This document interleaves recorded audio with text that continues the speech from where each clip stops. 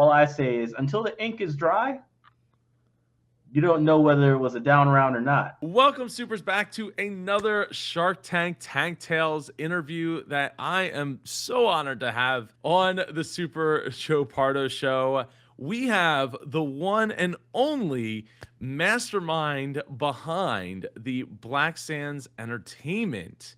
I need you to give some super claps wherever you are right now, toilet, bus, at work, at church, wherever you're listening to this right now. Give some super claps for Super Manuel Godoy. Woo! Welcome, Thank Manuel. you, How are thank you. you? Appreciate it, man. I'm doing good.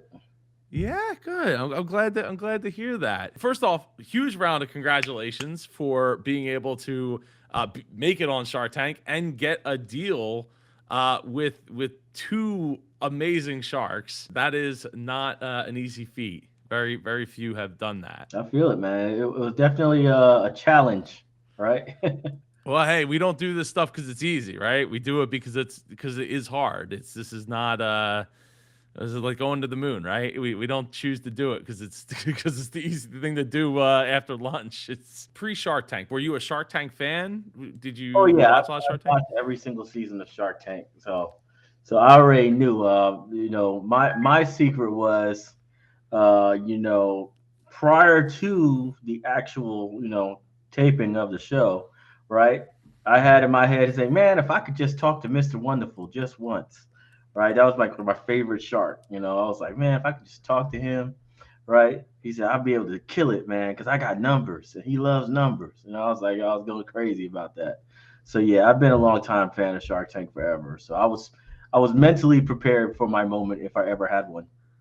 Oh, I love that, and yeah, being able to watch as many episodes of Shark Tank. I mean, a lot of times even with the entrepreneurs I've gotten to meet from that have been on the show, they didn't watch a whole lot of Shark Tank necessarily. Like it was like, oh, it's a thing, they watch it, but then they got called up and said, hey, like, would you like to be on the show? And then all of a sudden they start binge watching the heck out of the show to like get caught up on 12 years of Shark Tank.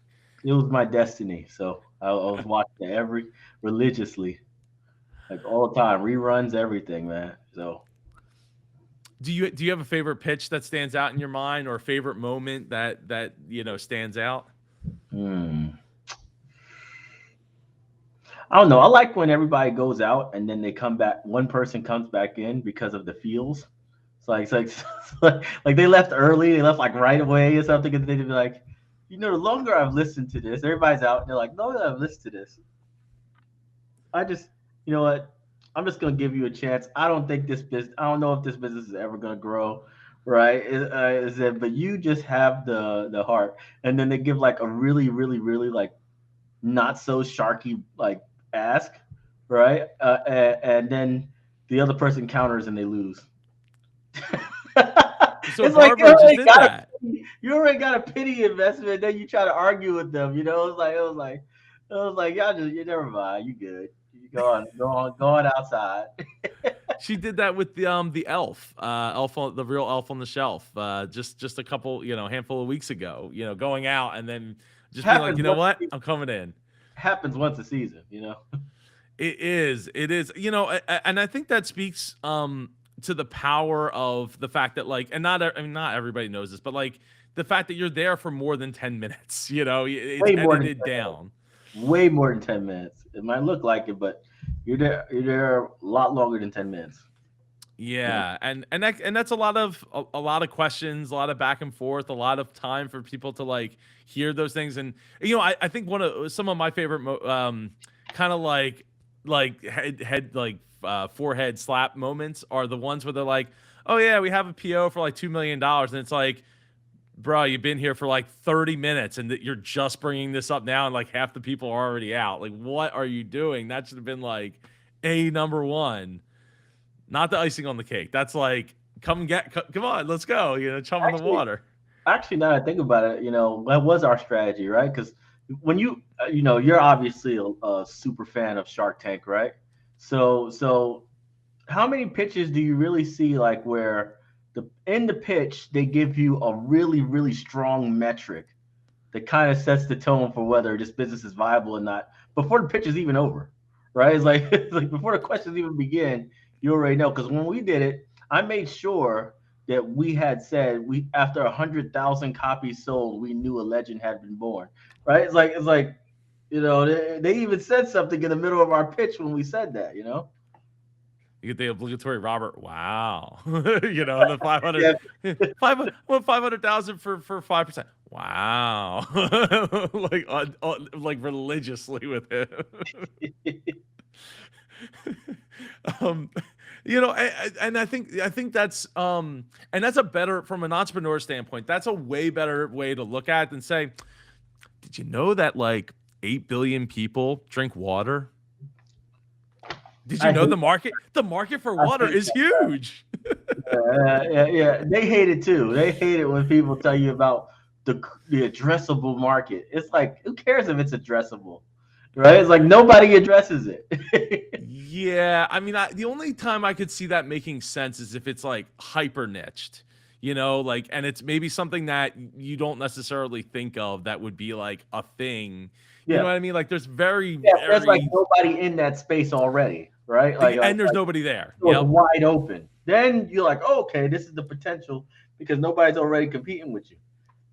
You know, Well, I think they're tired of hearing if we just get 2% of like the the 8 billion water drinkers on the planet, we'll be quadrillionaires. It'll be,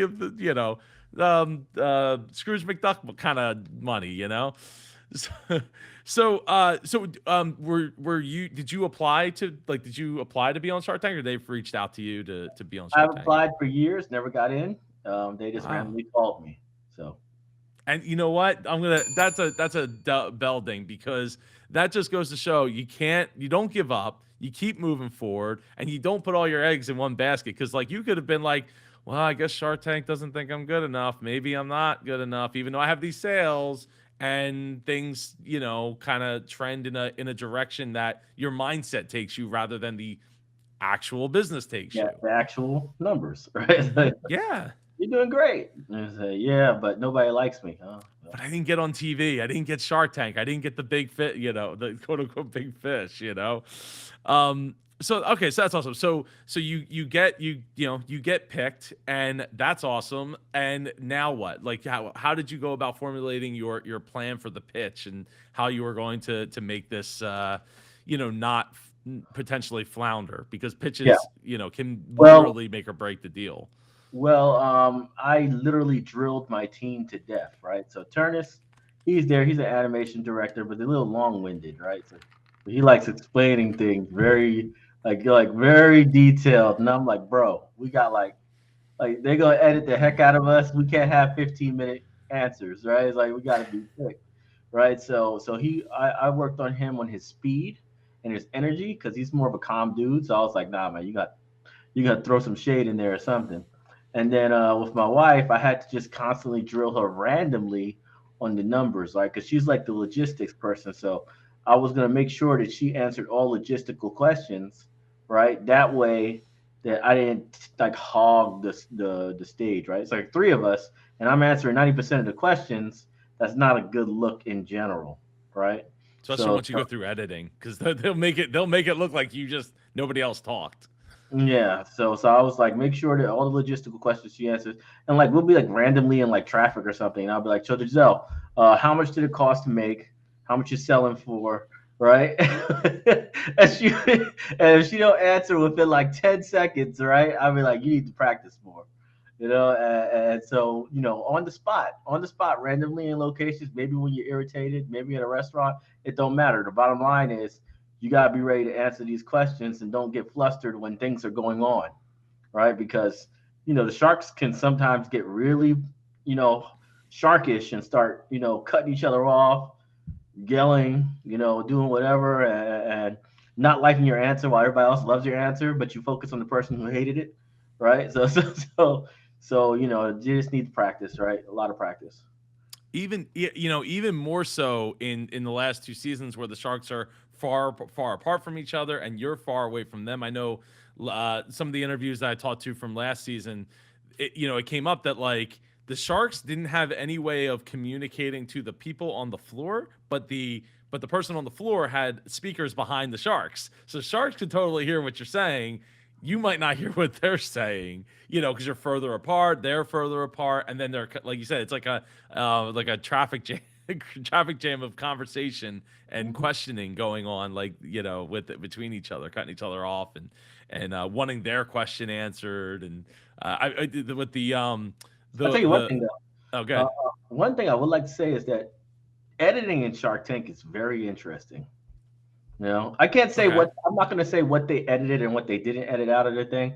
I'm just simply saying that what they want to message is the most important part of the editing process. Because if you do research on us, are we an animation studio, Black Sands? It's like we sold hundreds of thousands of books. We have like 45 titles. It's like we have a whole web distribution app for things. Are we like? But they said animation studio Black Sands. All right, so they want everything to be about that. So whatever was cut out, whatever interest was in there for other things, right? It don't matter. We're trying to focus on the animation idea and the fact that Kevin Hart loves this animation. That's what they want to focus on. So, Well, it does help sell it later on down the road, oh yeah, for sure. That's a as a great thing, marketing. right? From a marketing perspective, the show's like it's literally impossible to not get a show, and not just get a show, but get a show in very favorable terms. Right? Mm. So it's not like a 360 deal where I got the show, but I get $20,000 or something like that. Right? It's like it's about to be very favorable. Well, I always say, especially in these interviews, but even in the reaction videos, that to me those editors that they have there and the producers there, like world class, because to find to take an hour, 45 minutes to up to like two, I've even heard up to 2.5 hours on the floor, right? To take that time and then find the storyline, it's because it's all about telling the story, right? So I mean, I've heard stories where it's like there was questions that came up about like competitors and things, but like that doesn't make the floor because people are they're watching and then they're looking at their phone, and they're watching and they're looking at their phone, and they're not focused, and then it confuses the story. So it's all about telling a story, and if it doesn't help tell the story, then it doesn't make the cut. Yeah. So okay, so you go through, how many months did you have to prepare? Like 2-3 months, or like a couple weeks? It was a long time. Oh The wow. vetting process was very long. So I'm not going to go into Yeah, detail, you don't have to go into that. but it was a very long process. I would say it takes a year. That's Right. that's what I've heard, from and a ton of paperwork. It is not a like, here, just sign on the dotted line and we're gonna Yeah. let you on in. I am Um still under control, right? Right to this very day after the show, I'm still under the watchful eye of ABC. so okay, so you're walking down the, I would say, aisle, the walking down the hallway. How are you feeling? You feeling nervous? You feeling confident? You feel like you've prepared enough, that you've made the right decisions as far as what numbers you're going to focus on? I mean, I know that, look, if you watch the show enough, I Yeah, know that you're probably over prepared, which can also be its own problems, as we've yeah. seen in some episodes as well. Well, yeah, we were definitely over prepared, and but we were confident. But at the same time, we were kind of thinking about the situation at hand. So we were the last group of the day, right? So Mm. there had to at least been 9 pitches before us. So, so you can imagine how deep into the day it was, right? And so I kind of had that idea in the head, like I hope they're not tired, like just miserable by now, right? Like, because you never know, that could be a case, I've heard right? that. So I was a little nervous of that, but once I saw Kevin Hart at the edge of his seat, right, the pitch, right, Yep. I'm good, I'm good, we got this. I did I mean, I wanted to point that out more in the reaction video, because it was very like evident. He's like very much at the front of his seat, and then like by the time they go to you guys, and then by the time they come back to him, he's like like pointing, like laying back in the chair, and like, because obviously he's super excited. So when you lean forward, you're interested, and then he's like at back as his mind's probably racing of all the ideas that this could work for him. Now I know that you don't get a whole lot of um ahead notice of how much, like, what shark is going to be in what seat Yeah. and all that, which can make Yeah. it very difficult. Were you, when you found out that it was going to be Kevin Hart, were you Oh, happy, I excited, was like? I was done. I knew for a fact, if he's there and he cares about us at all, right? That basically I'll never have to argue again in Hollywood. It was like one of those moments where you feel like destiny has arrived, right? It's just something that, if you pull it off and you get him super excited, one of the top five actors in the world according to Demand and Pay, right? And the fact that he is literally the number one comedian in the world with lots of businesses, right? You just know for a fact that if he's excited, you don't ever have to argue again with any executives, no matter where you go, right? Let's say you want to talk to Netflix, they're not going to argue with you on whether your stuff's viable or not, right? They're going to be like, well, Kevin Hart said it's dope, so how much do you want, right? And this gives us power to finally make something that has been basically like blocked from the industry for like 50 years. Because you can look in the past, like historically, and you won't find a single Hollywood budget, right, attributed to a story about African civilizations before slavery. You just won't find it. Like you can look it up. You can't find a single budget that's actually allocated to those Huh. kind of stories. And it's like, how could you not avoid it, right? Because you can find native stories all day. You can find, they're not often, but every now and then they're gonna break out. Yo, here's a native civilization, right? Whatever. But it's never happened for us. We only had one, which was Shaka Zulu, and that was done by South Africans. So I don't really Hmm. count that one, right? It's like they did it, right? It's like so. I just feel like now we have an opportunity to finally break the mold, right? Because Black Panther was a Marvel film. As much as we want to call it a black culture film or whatever, it was a Marvel film, right? It's Hmm. like so we got to think of that a little bit differently than if it was just a regular story about an African superhero with no Marvel entities. You probably wouldn't see it. You know what I mean? Yeah, I mean, yeah, that definitely. I mean, we recently went through, because I hadn't watched all the Marvel movies, and we had watched Black Panther like right after it came out, like on out of theaters, and man, I'm trying to think. There was another superhero in that movie, wasn't there? It wasn't just Black Panther. I'm not sure. I'm not. I think I'm about it. trying to. I'm not too sure. I think it was a pretty much. Was Uh, it, maybe it was just him? Okay, because because I'm getting it crossed with the Yeah, one he was before kind of tough in Endgame. that movie. In that movie, he was pretty solo in that one. You know. Compared to, yeah, because he was in what's the one before Endgame? Oh God. And, Um and what's it called? They didn't expect him to be good. Like they didn't expect Black Panther to do good at all. That's why in Avengers 2, right? And Avengers 1, right? Oh, actually Black Panther came after Avengers in 1, I think in right? Age of Ultron he made an appearance. No, no, he didn't. But It in Age, wasn't. I think after the Avengers Part 1, right? No, no, We no, are no, looking like no. really bad He nerds came, right now. yeah, he came in right before Avengers 1, right? And because of that, he didn't have no lines in Avengers because they already filmed Avengers, right? Or like 95% of it by the time Black Panther came out, right? So when Black Panther did $1 billion at the box office domestically, they were like, "Oh crap, we got to give this guy more lines," and they're like, "Oh, we don't really have much room to give him more lines." So he had like 3 lines in the entire Avengers movie, even though he was a huge like pull, right? And they were like, "Oh well, nothing we could do about that now." But they didn't really believe in that Black Panther was going to do what it did. Like the Mm. executives themselves, they just didn't see it. You know. Yeah, I mean, it definitely is.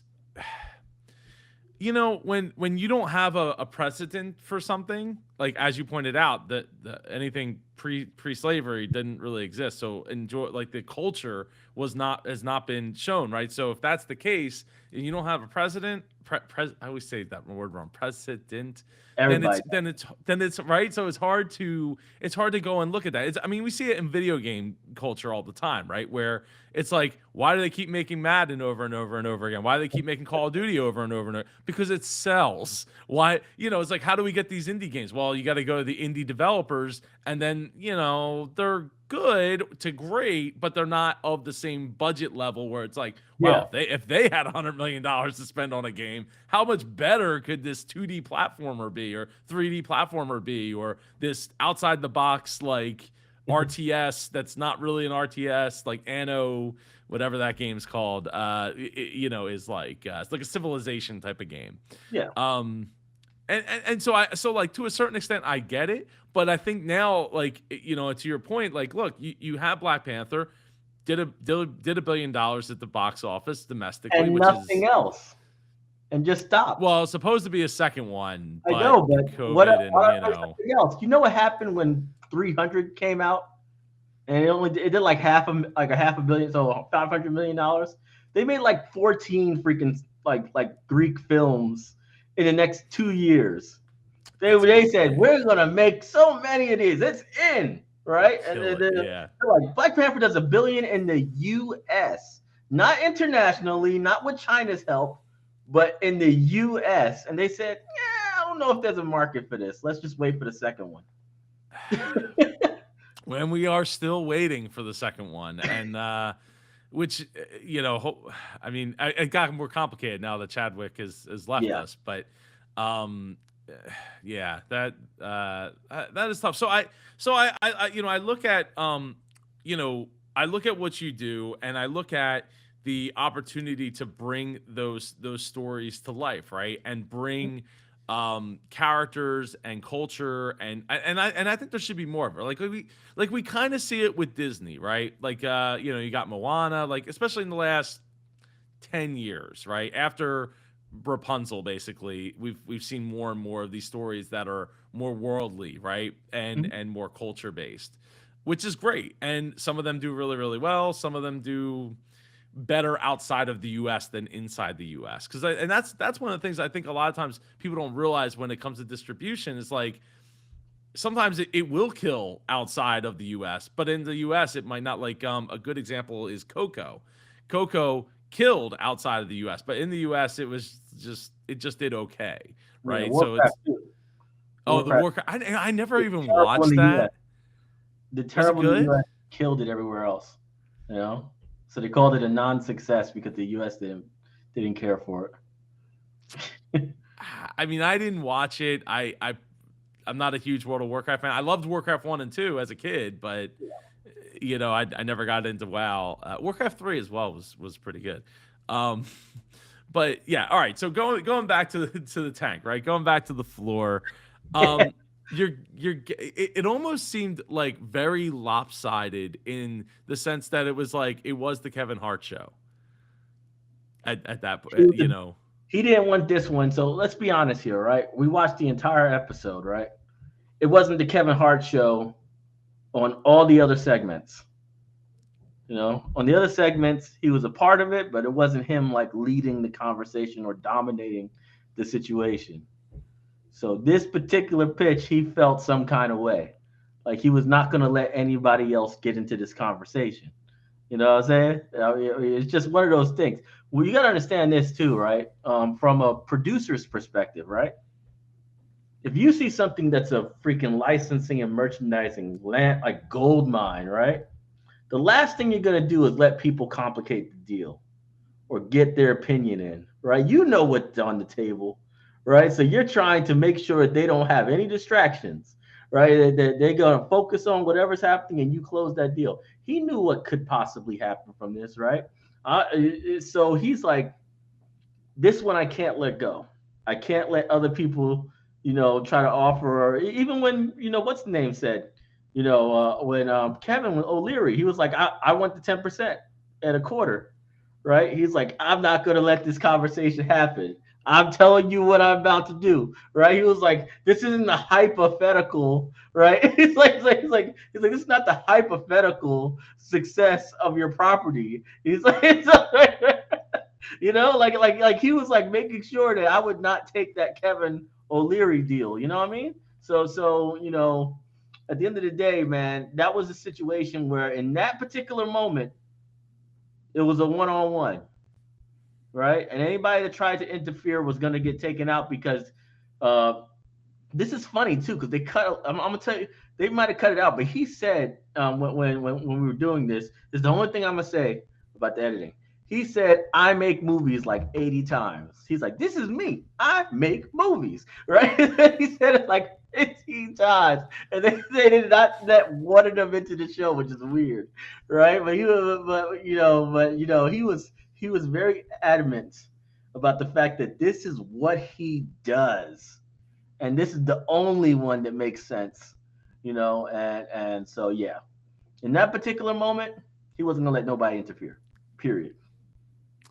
Yeah, no, I can appreciate that. I'm curious though, with the Mr. Wonderful deal, did like obviously you said Mr. Wonderful's your favorite. Uh, He is my favorite. did it?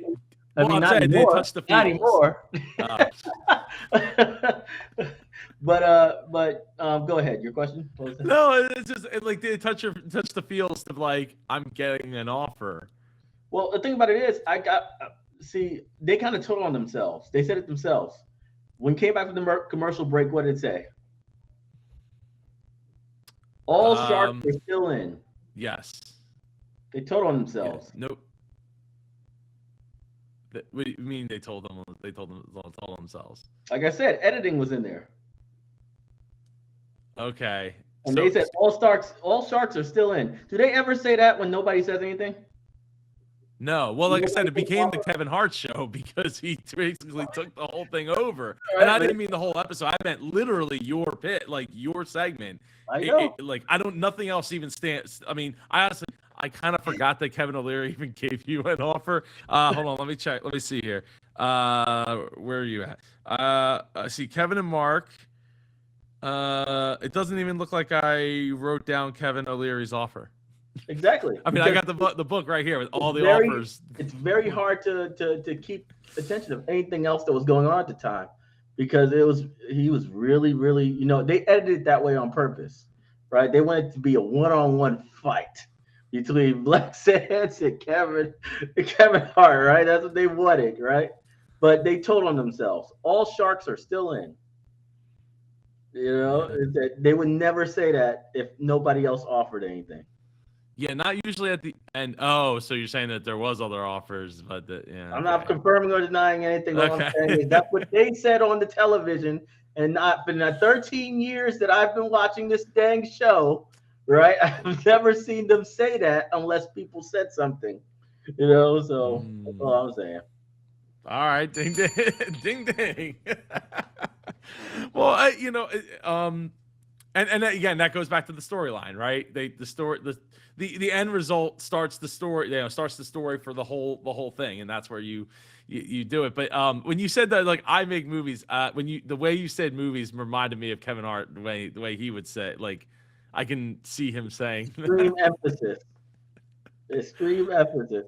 He was great. And he was, and I'll tell you right now, I was nervous as hell that I was dragging this out too long. Right? Hmm. Because we had argued for a while. For a while. Like we got offers very early, so Hmm. it's not like we were there. They didn't probe long once they realized that we just knew everything, right? The numbers were there. They were like, "Hey, all right, let's do this." But we were arguing for a very long time, and that's why you see my face like starting to get like nervous. I wasn't really nervous. I was thinking in my head, "This has gone on way too long. I'm about to fatigue them to death." Right? And I'm gonna lose the deal straight up from that. They're like, why didn't you counter for this amount or whatever? Just We did all of that.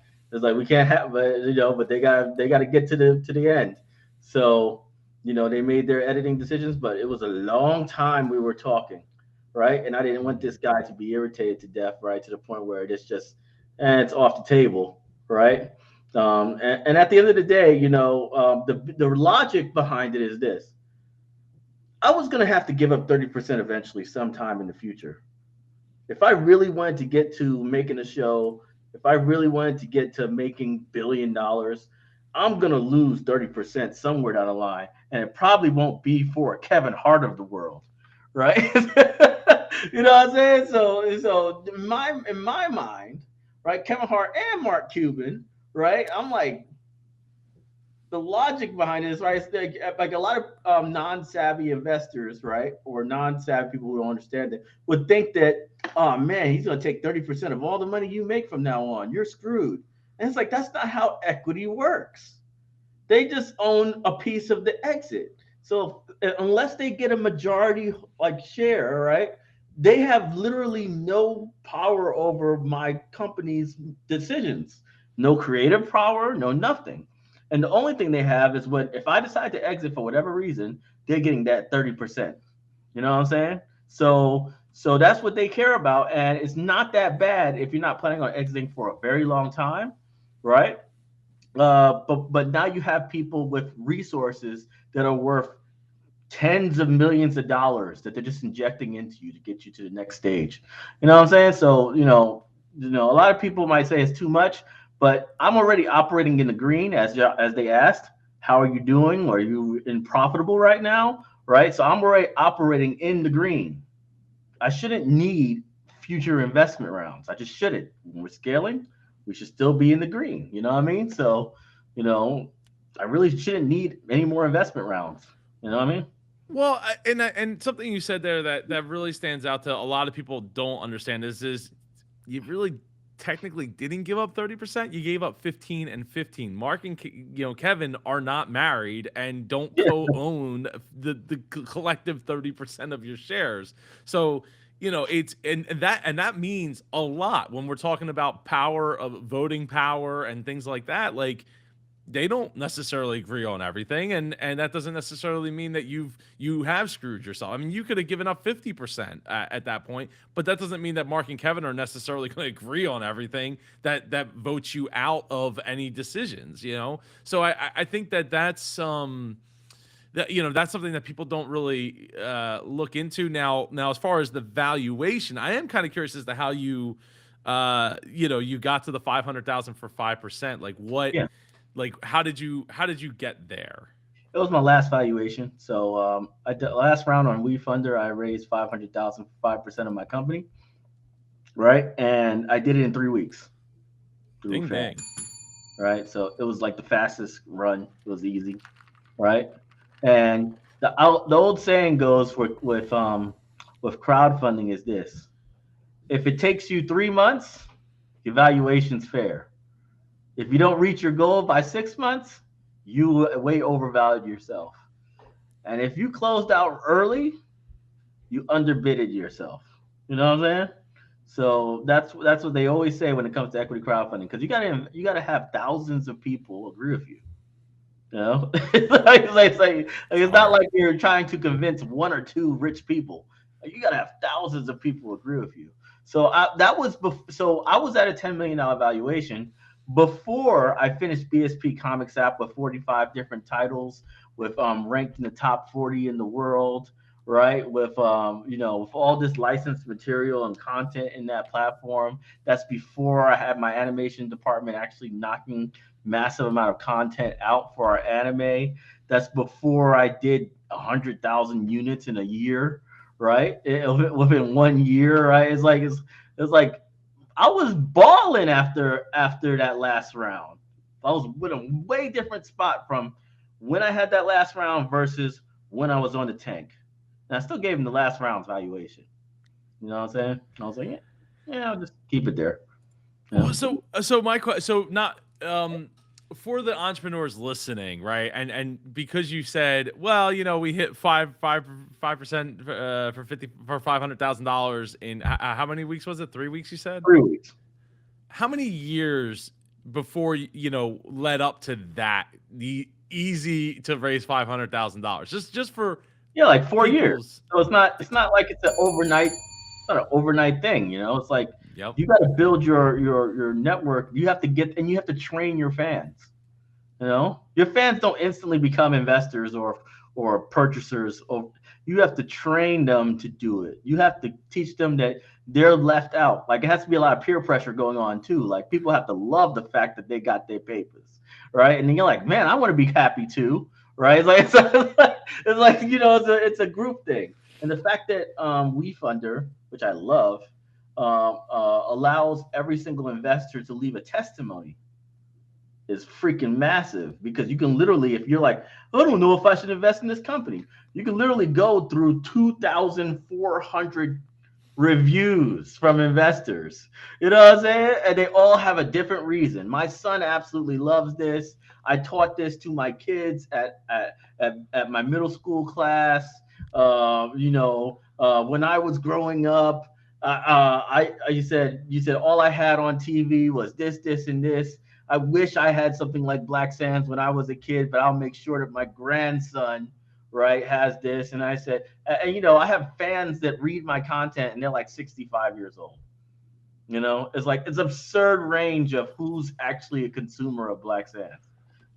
So I love that. I really that is awesome. To have to be able to bridge the gap between different generations and have them be like, I don't read other comics, or I haven't read comics in like 30 years or 40 years when I was like a kid, or the Sunday paper is my, that's where I get my comics. It's like, I'm going to get in this thing that's like anime style and different than probably anything they've ever watched or probably experienced, unless they were into that anime world themselves. That is amazing. That's one of the biggest compliments I think you can get is not necessarily having to you're reaching outside of the niche that you're trying to reach, the avatar that you're trying to, there's a term for it, avatar that you're trying to reach, right? mhm. And that is Well, for me, that's well, massive. well, for me, I gotta be honest. I'm not in the comic industry at all. I've been, I tried telling them, like they had a lot more questions about like the business and the market and everything else, and I told them I was like, I'm not in the comic industry. I hate comic book shops. I'll never sell books in comic book shops. Right? I'm like, I'm in the edutainment industry.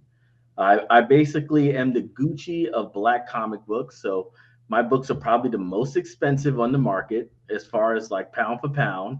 And yet I sell like 10 times more books than everybody else because I am making content that matters to the customer. And the customer is not a comic book fan. The customer is most likely just trying to educate someone else and at the same time get a little bit of education themselves. Right. So the experience of Black Sands is very simple.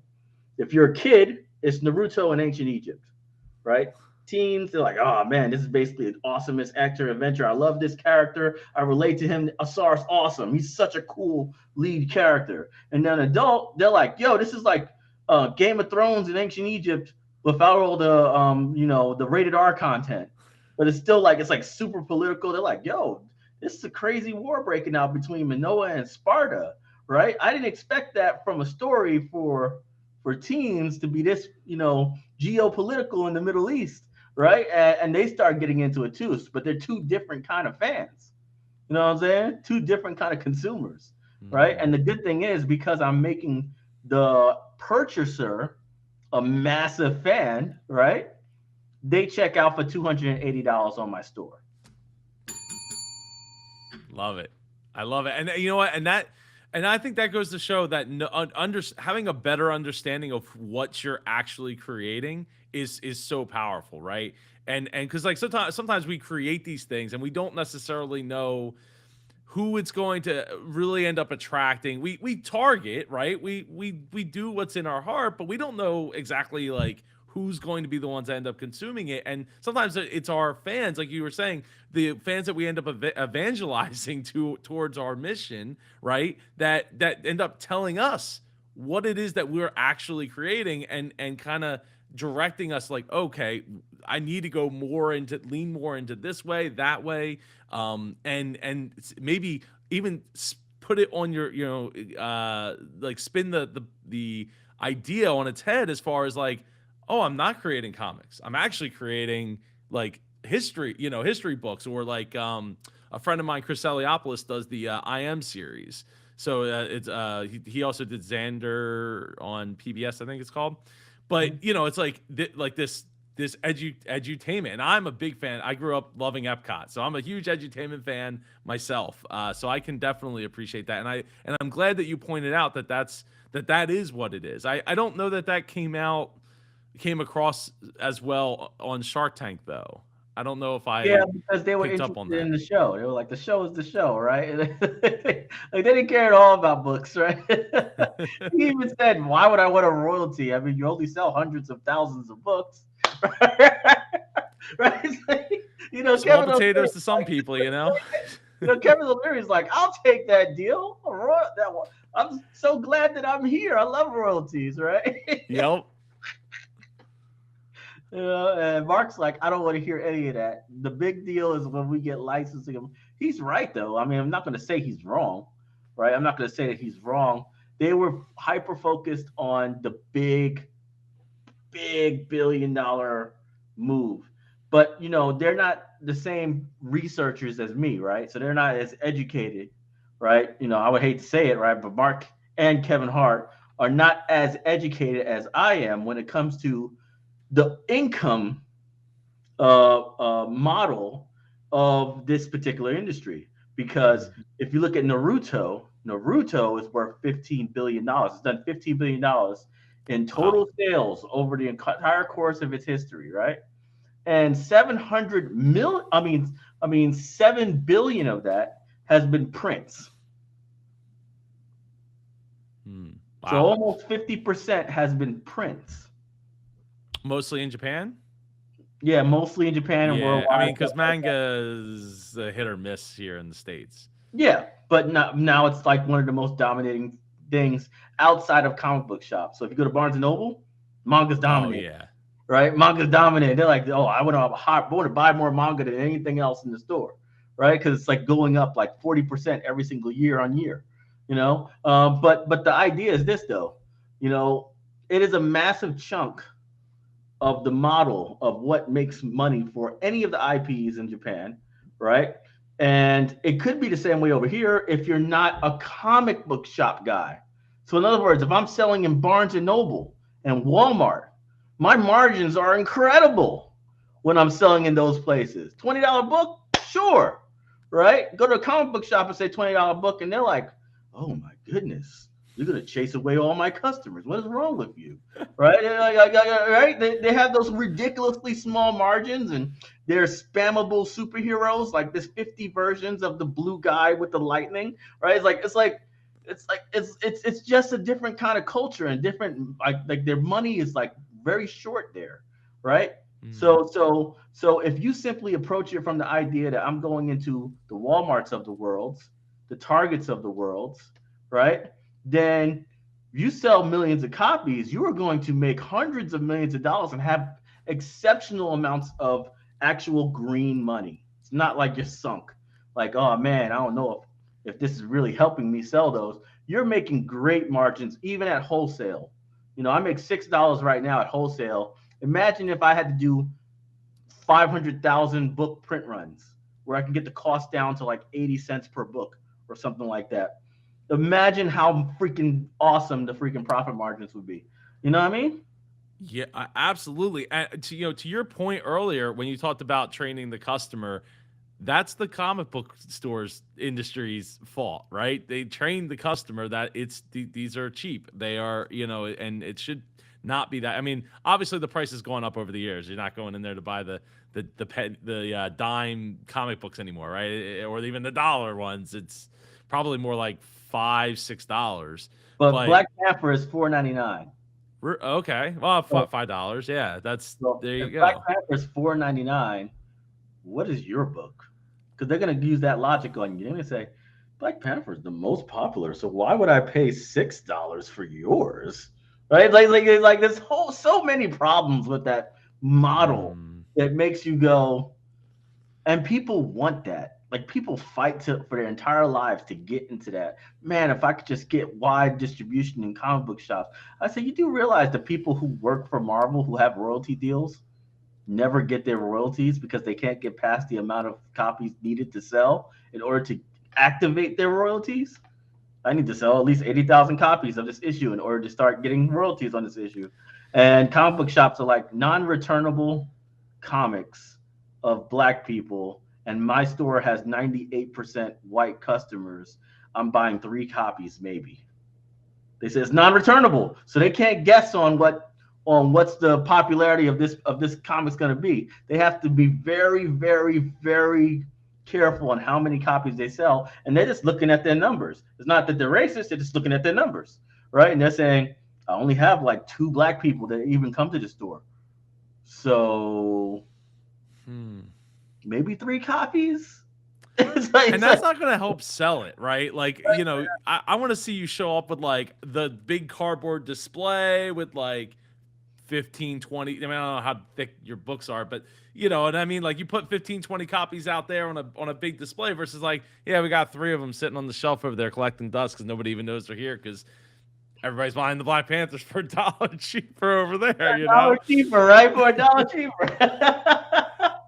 But I'll tell you, I think that even that logic though could flip. You know, you get to that point where you have that movie, you get that hit, right? And then you start getting the merch like But the would I want to do that? But would I want to do that, or would I want to get a dedicated corner in every Target in the United States with my big ass display saying Black Sad with a character and the books in his hand, right? And still keep my margins. well, you might find that those people start coming to you and saying, can we get a product that's here at, you know, I at mean, this look, price? if they're willing to pay the normal rates, right? Then absolutely, comic book shops can distribute them just like everybody else, right? But for me to like do a deal with Diamond or something like that, I'd be like, like, like No, I'm that's like, understandable. It definitely makes sense, and I love your logic and the confidence in like, look, I'm going for the big fish here, right? I'm not trying to play, you know, I'm gonna go knock door to door to these comic book shops and like, okay, please, sir, please take my book yeah, and buy 3 copies. It will be awesome. You will have them, and your 2 black people that come in once a month will maybe buy them, maybe. yeah, maybe, right? It's not even guaranteed that they'll buy all the black comic brands that come in there, right? So it's like it's just too much hope, right? What's it called? But I'll tell you this though, since Shark Tank, we've sold a minimum of 500 books a day, so online. Typically we sell, I would say, uh, oh my bad, I'm totally off of my numbers. Let me see here. Let me see here because Sir, if you don't know your numbers, I'm out. I, I I, can't help it. I, I'm totally off of my numbers. 19 times 20, what is that? Let's say 20, Well, like 400. 400, right? So Yeah. 400 plus what's it called? Yeah, so roughly about minimum about 600 books a day. Wow. And you know, on a regular day, I would do about 200, right? Before Shark Tank, right? I mean, that's even 200 is really impressive. Like for Exactly. having, And uh, even if I was in the widest distribution and the best possible like deal in Diamond, 200 books a day would be pretty much not happening, no matter what. It wouldn't happen on average, right? And more importantly, I would be making about, if I was selling it directly, right, and not through a publisher, I would be making maybe $1.20 per book instead of $6 wholesale and $14 if I'm selling it directly to consumers. So 14 per mm, book. That's my green zone, right? Or $6 if I'm in wholesale. But if I was through Diamond, I'm looking at $1.20, something like that. If I was through a publisher, 15 cents per book. It would take literally like 80x, probably like 80 times more sales than what I currently do, right? To match the same amount of income that I get now. this story reminds me of Macklemore, right? And how he didn't go through the big distributor, right? And he was like, I'm gonna do it, myself. We're gonna pack up the van and go do show after show after show after show after show, sell the CDs, sell the merch, and just bankroll the money, bankroll the fans, keep it going, keep it going, keep it going, and then until you just have this big breakthrough without having that super big distribution. That is awesome if you, I mean, if you catch lightning in a bottle with the right story, with the right moment, at the right, like, everything has to be aligned for you to do that 80x, like you just said. It's not just like, oh, you got the deal, you got the you got the advance, man. Well, come on, man. Like, everything's Yeah, that's what cool. I'm saying. Like, no, no, you Like gotta pay that back. Like, no. they get so happy. They're like, yes, I got to deal with Dark Horse. I made it. Right. And then they'd be like, hey, I got to go to Artist Alley so I can try to make some money real quick. They're like, I am never going to a convention again. Right? Like if I'm not getting paid a lot of money to show up to sign a couple of sheets and do a panel, I am never going to a convention again. It's like that's just the way it is. It's like it's not enough money um, to be stuck somewhere for an entire day, right? It's just not. No matter what I make that day, I could have made it online, right? Without even trying to do anything, like without signing anything, without saying anything, without doing it, right?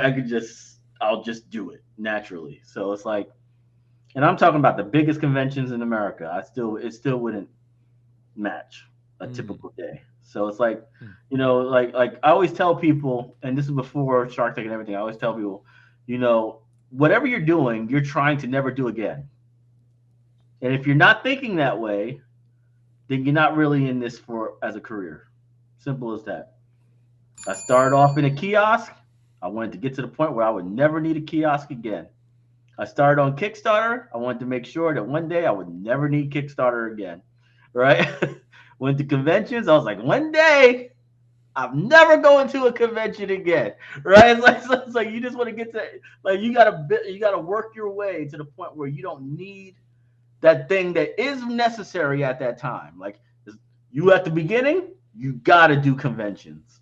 And sometimes it's going to be the worst convention in the world. Sometimes it's going to be the best, right? But you have to do them because you don't have infrastructure in place to make a lot of money, right? So it's unnecessary. So I just tell people, like, it's like a lot of people come into this thing and only focus on making a comic, and then they don't know what to do anymore, right? They're like, hey, I'm just going to make another.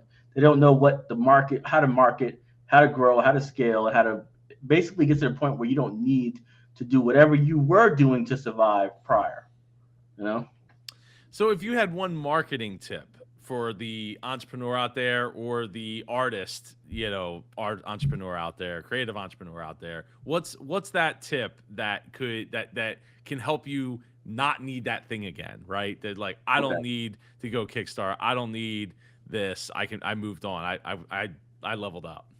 Okay. So I'm gonna write a book about this one day, but it's the three deaths of indie publishing, right? The three deaths of indie publishing.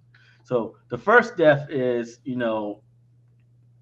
making a book, your first book, right? You'd be surprised how 95% of the people out there flounder on their first book. They just never make it, right? They either get writer's block or they try to rewrite the story halfway through it, or they there's a million reasons why they don't finish, but they end up basically in writer's hell, and then they go and try to talk to me, right? Because I'm a publisher, and they say, "Hey, I got like 15 ideas, man. It's just ready to be made." And I'm like, "You should have made one." Right? I'm just thinking in my head, you should have made one. So that's the first step. Getting past that book. Finish it. It might not be the best book in the world. It might flop. It might totally burn in a pit because it sucks. But it's okay because you'll know what to do next time. You know? The third series is My Hero Academia. First two crashed and burned. Third one became one of the top 5 series in the world. So figure so it's okay to fail. It's okay to fail. Right? So but you have to at least finish the dang project first. So that's the first step, right? The death of basically never finishing what you started. The second death is velocity. Once you finish your book, you got to figure out how you're going to fund the creative process from now on. You got to figure out how to sell 1,000 copies in 6 months, right? You just got to have a metric that you're shooting for and knock that out in a very small amount of time. It can't be, oh, I sold 300 books in a year. But what's that going to do for you ever? Right? You're never going to get to the next stage, right? And you're basically going to be trapped in whatever you're doing forever. You'll never get out of um, conventions. You'll never get out of Kickstarters because you don't have any velocity to move up in business, right? Velocity dictates your price. If you don't have high velocity and you only sell 1,000 books a year, you can't order more than 200 books, right? So the books are way more expensive, right? Because hey, you only got 200 books in the print run. You're not going to get any discounts. You're going to pay like $4 for a comic book, where I paid 35 cents, right? So here we go. We got issues, right? So velocity is the next one. The third death of indie publishing is not that you have the velocity down, controlling your cost. It's very important to know how much you need to actually charge, how much it costs at landing, because you're going to be doing large print runs, not buying way too much inventory that you can't sell, right? So we know what's going in debt too far. Um, and making sure that you have a way of acquiring customers and you know how much it's going to cost you. You're saying, this is how much it's going to cost me to acquire customers. This is how much each customer is worth, right? Because I always tell people you'll never have a business in comic books if you're not at least getting a $30 average per customer. If you're not hitting at least that, On there's each no such sale? thing as, huh? On each sale or On each each sale, thirty checkout? dollars on Okay. average.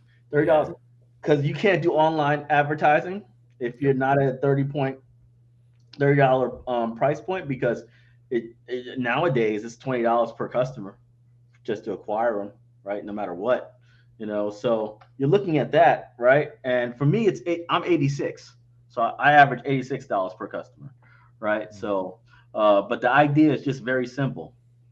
If you're not out over you have to know all these numbers, depth of numbers, right? If you don't know your numbers, right, you're gonna make a lot of decisions that's gonna cost you hundreds of thousands of dollars. You'll be like one of those dudes on Shark Tank.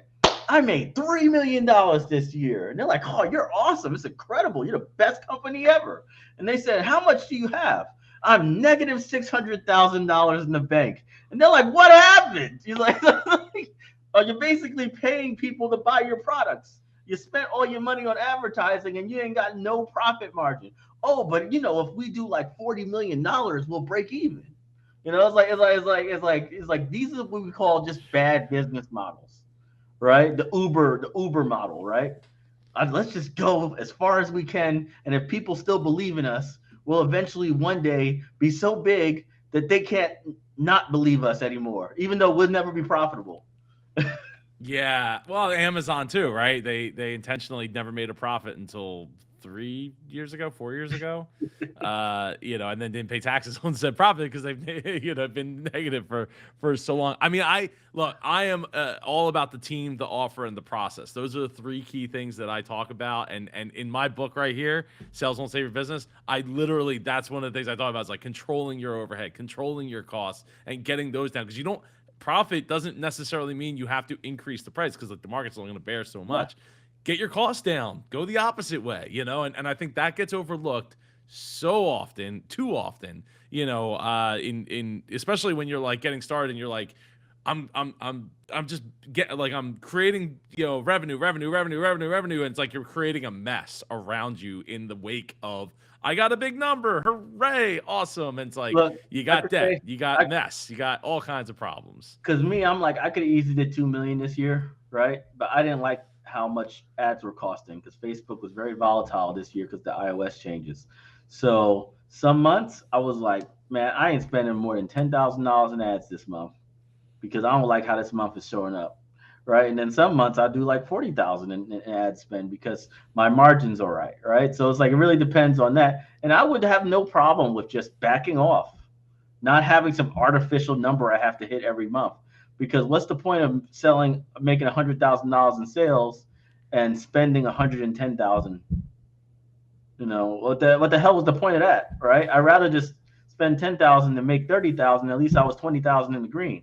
You know what I mean? Like sometimes you gotta make adjustments on the fly, right? And hope that the ship fixes itself, and then you can go and scale up again.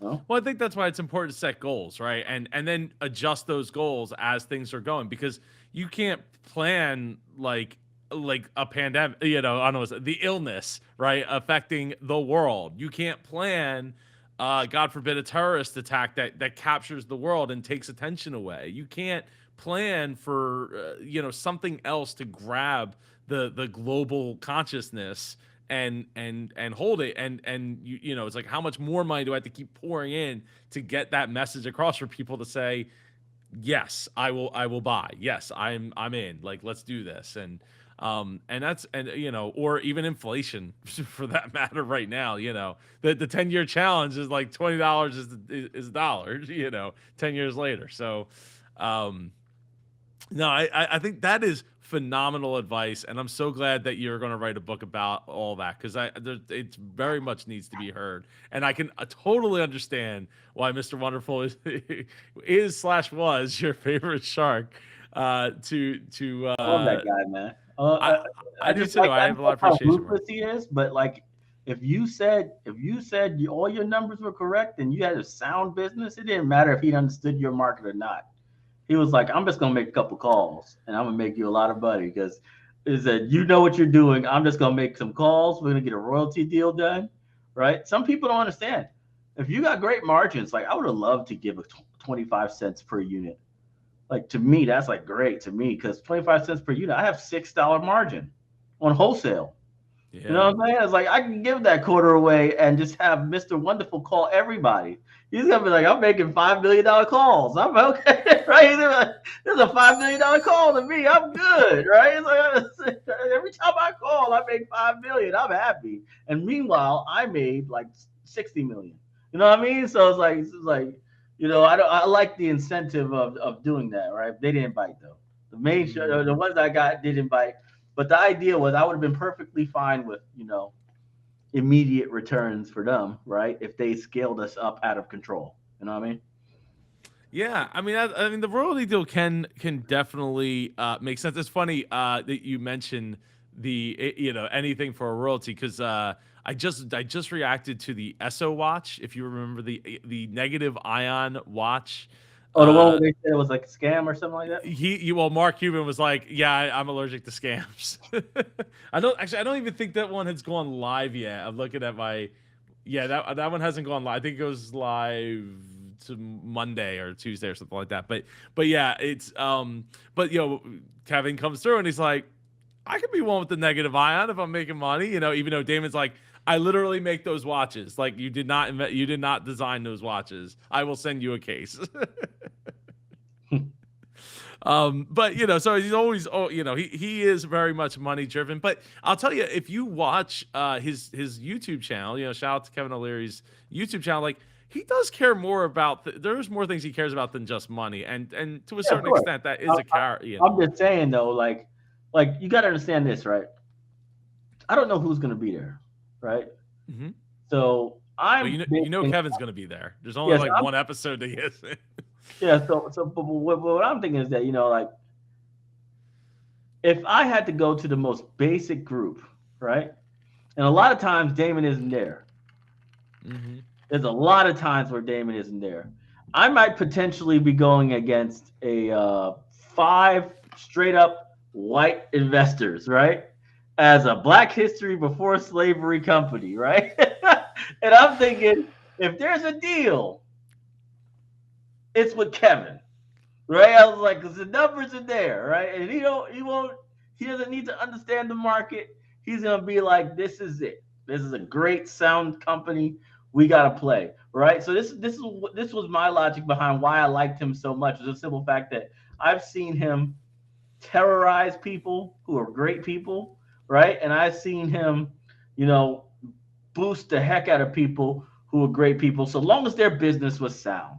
Right? If their business was sound, he would make you seem like you are a hero, greatest thing ever, one of the things we have to lift up, right? But he would destroy you if you had a bad business. He didn't mind saying it. Like, please, never do this business again. He would tell you that. Everybody else would be like, you just keep trying.